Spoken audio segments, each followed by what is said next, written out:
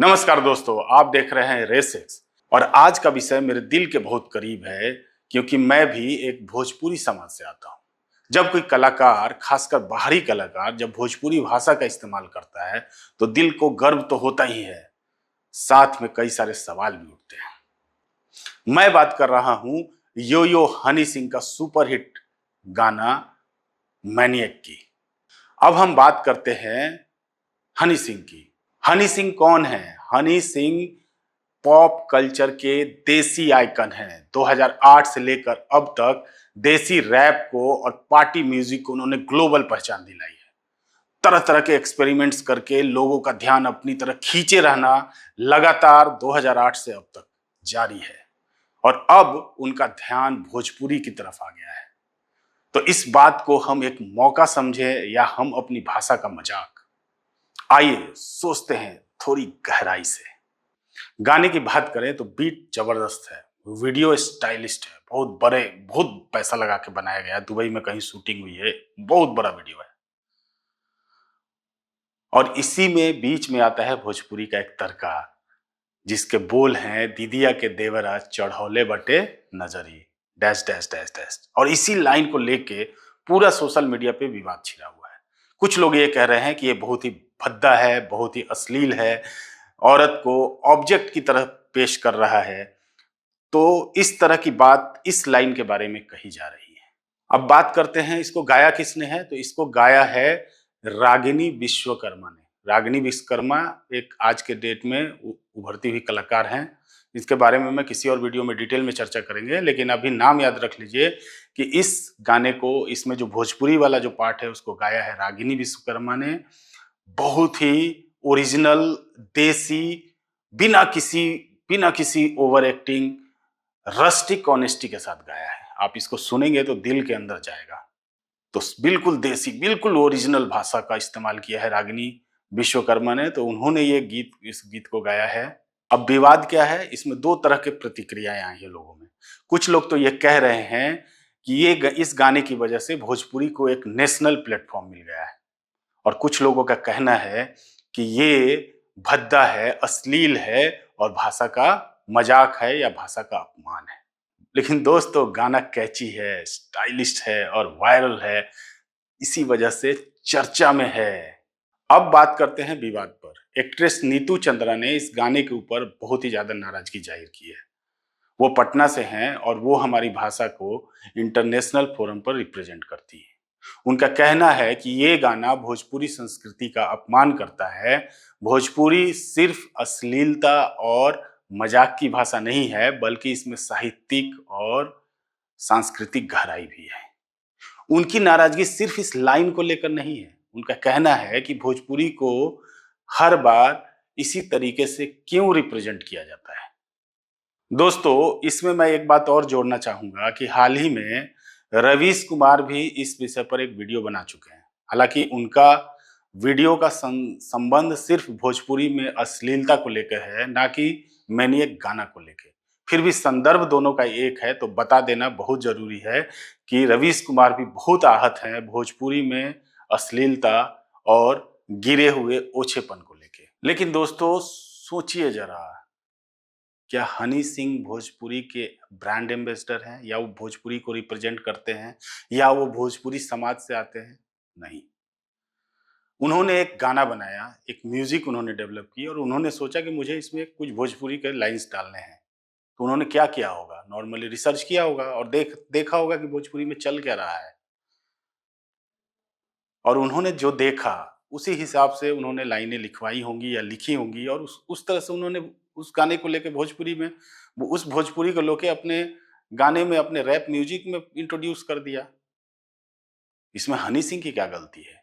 गलती तो उन कलाकारों की है जो भोजपुरी को उन्होंने इस तरह से ही बना के रखा हुआ है। आप अगर इंटरनेट पे छान मारेंगे, यूट्यूब पे अगर आप सर्च करेंगे, तो ऐसे ही गानों की हजारों वीडियो आपको मिलेगी और व्यूज मिलेंगे मिलियंस मिलियंस में।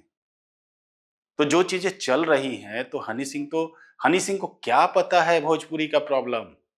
उन्होंने तो भोजपुरी की ताकत को बता दिया है अपने गाने में डाल के, और ये दिखाया है कि भोजपुरी में इतना पावर है कि इतने मिलियंस मिलियंस व्यूज आ सकते हैं। कई देशों में चर्चा का विषय बना हुआ है। मेरे हिसाब से तो हनी सिंह को शाबाशी देनी चाहिए। उन पे पीआईएल नहीं करना चाहिए। अगर पीआईएल करना है तो इन हजारों गायकों पे करिए जो कि भोजपुरी का ठेका लेके बैठे हुए हैं। ये तो बहुत अच्छा एक मौका है। हनी सिंह ने एक परिचर्चा, एक विषय छेड़ी है। इंटरनेशनल पटल पे भोजपुरी को लाके रख दिया है, जो कि हमारे देसी कलाकार ये नहीं कर पाए। चलो हनी सिंह के बहाने ही सही, ये चर्चा तो शुरू हुई, लेकिन मैं इस भोजपुरी के उत्थान का पूरा दारोमदार सिर्फ और सिर्फ भोजपुरी गायकों के ऊपर रखना चाहता हूँ। अगर वो भोजपुरी में जिए हैं, भोजपुरी को जीते हैं, भोजपुरी से खाते पीते हैं, भोजपुरी से कमाते हैं, तो उनकी जिम्मेदारी बनती है कि भोजपुरी के लिए कुछ करें, कुछ मेहनत करें, कुछ नया करें, कुछ अच्छा करें, जैसे हनी सिंह करना की कोशिश कर रहे हैं। कुछ आलोचनाएं तो हो रही हैं, लेकिन आलोचनाएं तो होंगी। जब भी आप नया कुछ करना चाहेंगे तो आलोचना होगी, लेकिन आलोचना के बीच से ही कुछ ऐसा निकल के आएगा कि पूरे भोजपुरी को, और भोजपुरी में ये पोटेंशियल है जो हनी सिंह ने साबित कर दिया है।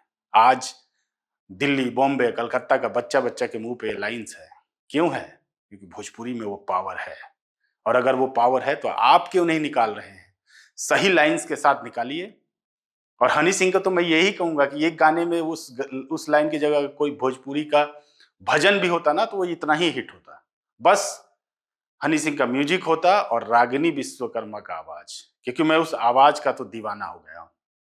अगर वो आवाज होती, लाइंस कोई भी रख दो, आप भले ही इसमें वल्गरिटी का, अश्लीलता का मीनिंग निकाल रहे हो, लेकिन मैं तो कहता हूं कि इसी म्यूजिक पर, इसी इस पे लाइंस बदल दो, लड़की रागिनी विश्वकर्मा का आवाज रखो और हनी सिंह का सेम म्यूजिक रखो, मैं कहता हूं इतना ही हिट होगा। क्योंकि ये म्यूजिक का अश्लीलता तो पता भी नहीं चलता पहली बार सुनने में। अगर आप सुनोगे उस गाने को ना, तो आपको समझ ही नहीं आएगा कि बोल में कहा क्या गया है। इसकी अश्लीलता को समझने के लिए आपको 4-5 बार वो सुनना पड़ेगा, ट्रैक की बोल्स को पकड़ने पड़ेंगे। डायरेक्ट अश्लीलता की छाप तो ये छोड़ता भी नहीं है।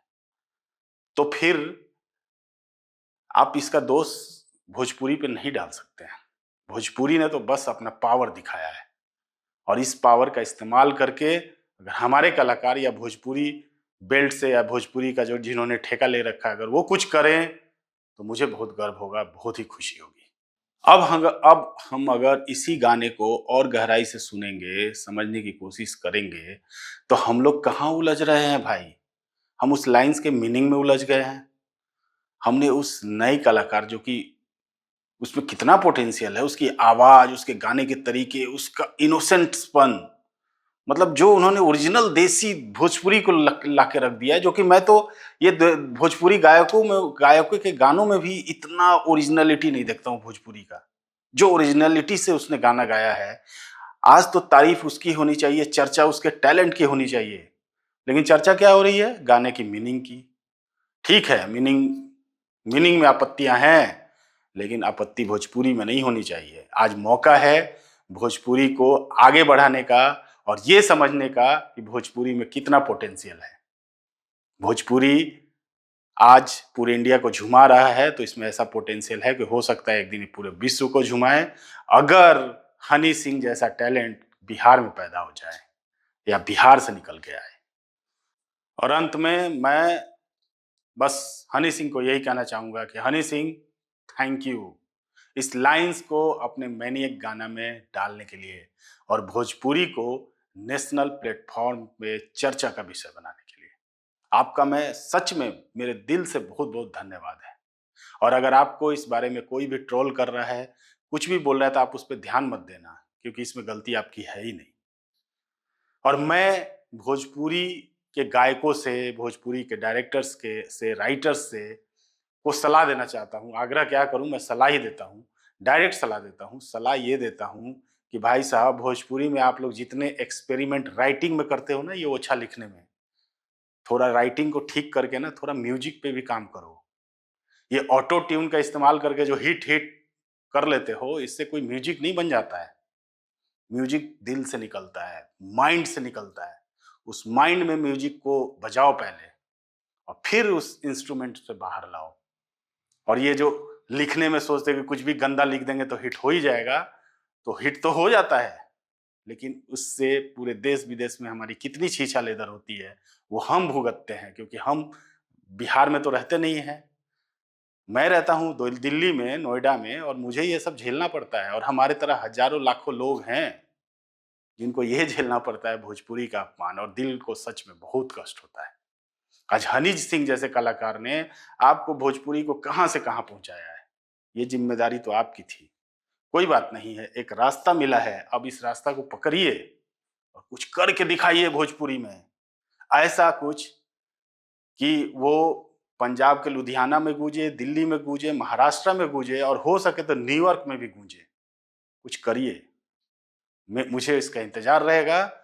दोस्तों, इस वीडियो में इतना ही। अगर मैंने आपको बोलने के लिए नहीं, सोचने के लिए भी मजबूर किया है, तो मेरे इस वीडियो का मकसद पूरा हुआ। अगर वीडियो अच्छा लगा है तो प्लीज़ प्लीज़ वीडियो को लाइक करिए, सब्सक्राइब करिए, शेयर करिए। आपके लाइक, सब्सक्राइब और शेयर का बहुत ज़रूरत है इस चैनल को। इसके पहले वाले वीडियो को अच्छा रिस्पॉन्स मिल रहा है। मेरे चैनल का पहला ही वीडियो अच्छा व्यूज़ आ रहा है, उस पे कमेंट्स आ रहे हैं, लाइक्स आ रहे हैं। तो इस वीडियो को इसी तरह प्यार दीजिए, बढ़ाइए।